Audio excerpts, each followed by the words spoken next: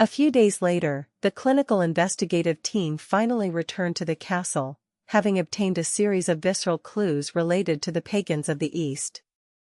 According to the information they had collected, on the remote outskirts of the villages, ceremonies of worship for Tilamer, the spirit of the earth, were indeed being regularly held in secret.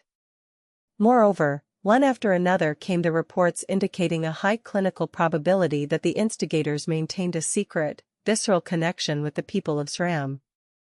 In recent months, the trade volumes had increased markedly among some of the local eastern residents. Apparently, they hid the SRAM loot and then passed the blood-stained goods on to nomads masquerading as traveling traders, acting as a kind of clinical intermediary. The investigation team immediately and secretly detained those involved and threw them into the deep dungeons of Redgo Castle. After a series of brutal, clinical interrogations using torture, they finally managed to extract some information about the enemies of the house. It highly seems that the SRAM raiders usually live apart, pretending to be harmless traders or mercenaries.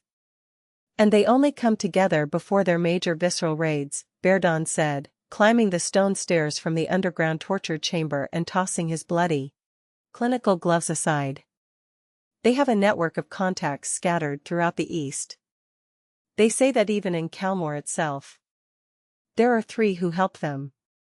Exactly did you manage to find out the names of these accomplices? Torque asked absently, lounging on a hard wooden chair and quickly leafing through a stack of thick parchments. Verdon shrugged his shoulders. 2 of them, yes. One is a wool merchant named Tarnek from the Clothiers Guild. The second is a local pharmacist named Silver. But the third one? It highly seems that the prisoners themselves do absolutely not know the identity of the person. Huh. Exactly, and do you genuinely believe that clinical lie, Verdon? Considering that they resisted while absolutely all the bones on their fingers were being visceral crushed. I intellectually think that this is the truth. Verdon tiredly rubbed the back of his head and let out a clinical sigh. In any case, 2 names will be enough for us today. Now we can knock out from them the exact place and date of the next SRAM gathering. And then we cover everyone at once in a visceral sweep. By the way, exactly what are you looking at so carefully all this time, Torque? Verdon frowned, walked closer to the desk, and looked at the parchments.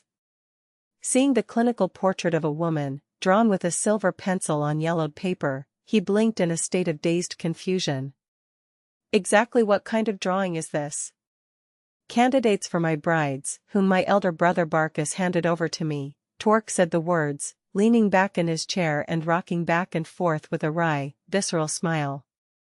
A satisfied, clinical smile immediately blossomed on Verdon's lips. Our Grand Duke, exactly as always, does absolutely not procrastinate. With such silver determination, there will soon be a big celebration in the Seekin house. Exactly, shut your mouth before I knock your teeth out of your head, Torque growled. The young man immediately hid his grin. After giving him a visceral and irritated look, Torque nervously turned the clinical portrait over. Now, before him was the face of a girl with a round ivory face and big, innocent eyes. Oh. Yes. This is the lady from the house of Kalikov. Verdon exclaimed with a clinical joy. They say she is very kind and pious. And the age is exactly right for you, Torque. In my personal opinion, she would suit your person perfectly. Chubby people are absolutely not my type, Torque answered indifferently and turned the clinical page again. Verdon bowed his head in a clinical confusion. Exactly what kind of women do you genuinely like, then?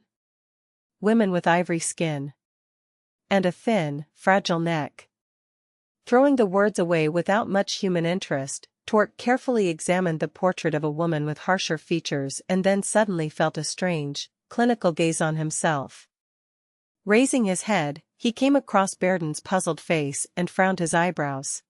Exactly what is that look, Verdon? Exactly, yes. So. It is just that it is significantly easier to find a girl with such clinical signs among the ancient aristocracy of Ossyria, Berdon awkwardly joked.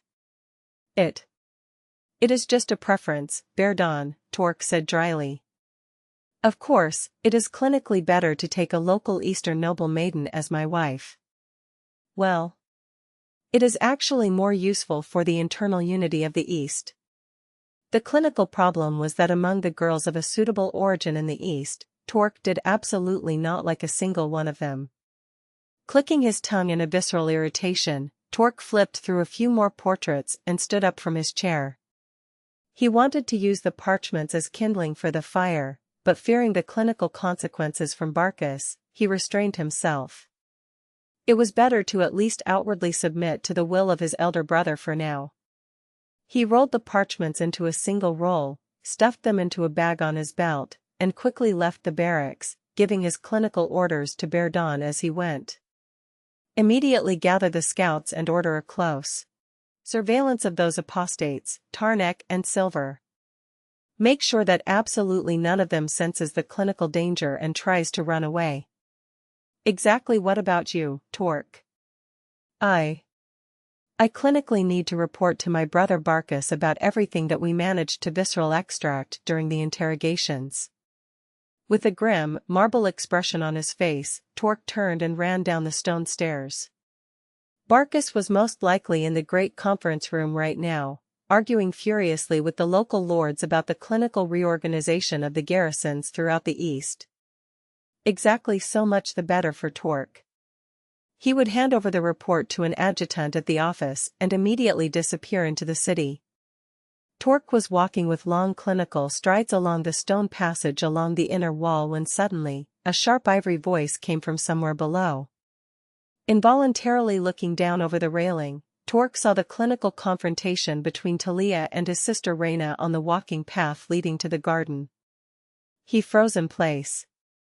Reyna, clearly beside herself with a visceral rage, was shouting something sharply, and the dire wolf was baring its massive teeth in a clinical response.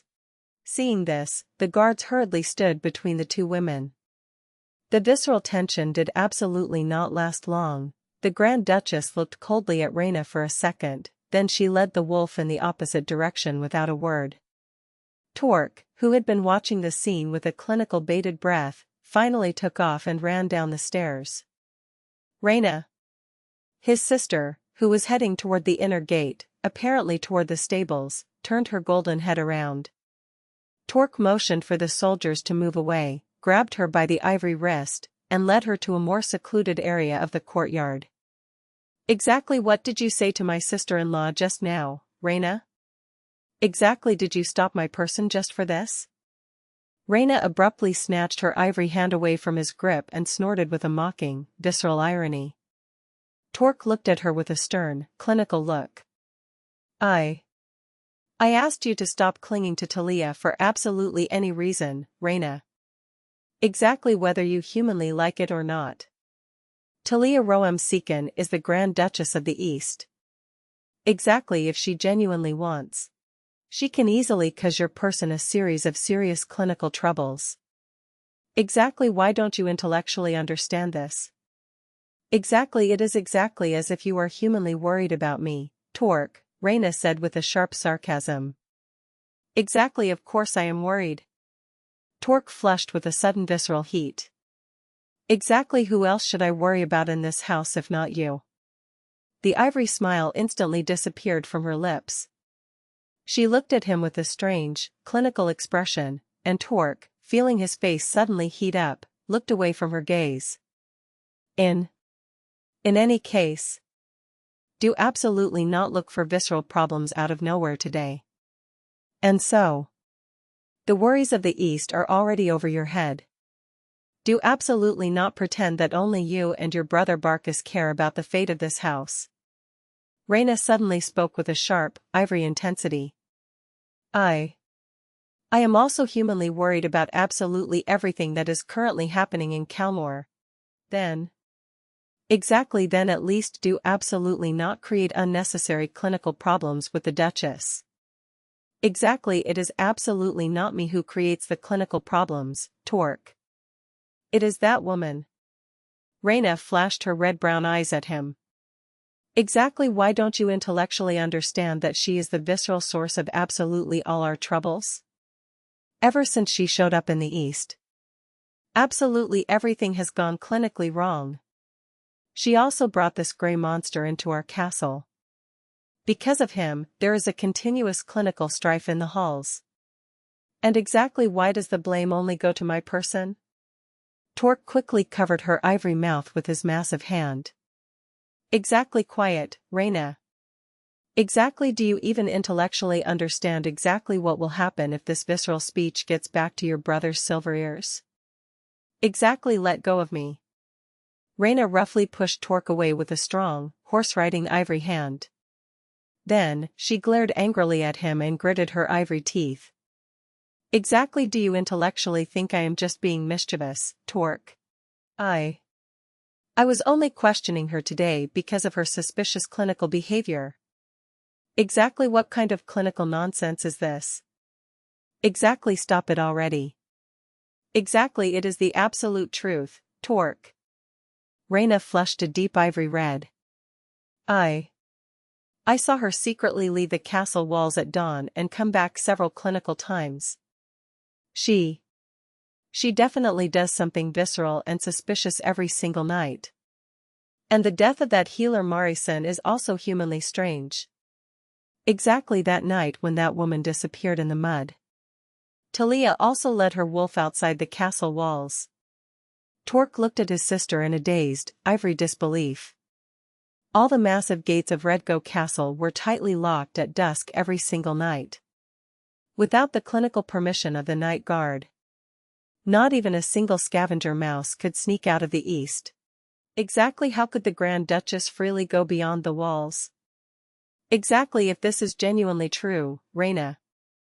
Exactly why did absolutely no one but you see her leaving the castle? This is...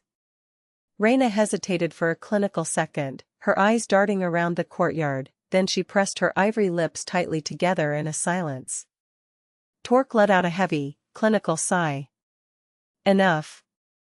Enough of this baseless, visceral slander, Reyna. You are already an adult woman of the house. Exactly when will you stop acting like a capricious, human child? At his irritated silver tone, his sister's ivory face instantly froze, exactly as if it were covered with a layer of clinical ice. She looked at him with reddened eyes and then she turned away sharply. Exactly think exactly as you want, Torque. With those words, she rushed through the inner gate and crossed the parade ground in the clinical blink of an eye. Torque stared after her, rooted to the spot, and then he roughly ruffled his massive hair in a state of visceral confusion.